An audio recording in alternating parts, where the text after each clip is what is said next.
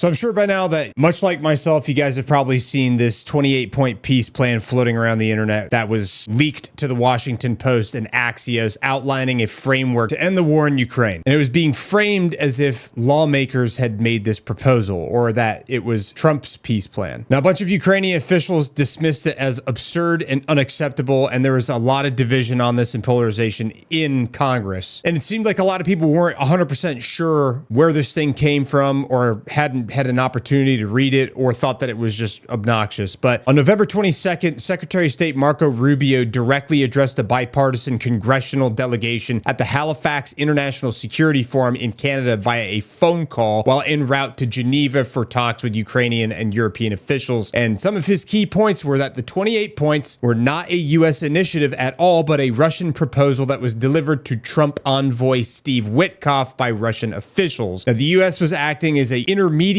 sharing it with Ukraine for response without endorsing it or leaking it. However, folks have said that Russia did leak it to shape narratives. In addition to that, Secretary of State Rubio explicitly made sure to mention that there were no ultimatums that existed, and he denied any awareness of any Thanksgiving deadline or threats to cut aid/intelligence to Kyiv, while emphasizing the document was like a starting point for counterproposals. Now, the president hasn't outright disavowed the plan, but he told reporters today on the South Lawn, saying that he is pushing for peace. And he said, quote, Zelensky could fight his little heart out if he rejects it, but it's not a final offer.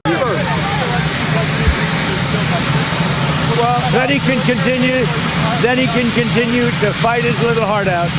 Which for me, what that means is at least he was familiar with the proposal and had been read it and was read in on it. Now, Secretary of State Marco Rubio and Steve Witkoff, as well as Army Secretary Dan Driscoll, are going to meet Ukrainian advisors in Geneva tomorrow on November 23rd, followed by a Russian engagement afterwards. And I imagine that this is going to be the main topic of discussion while they're there.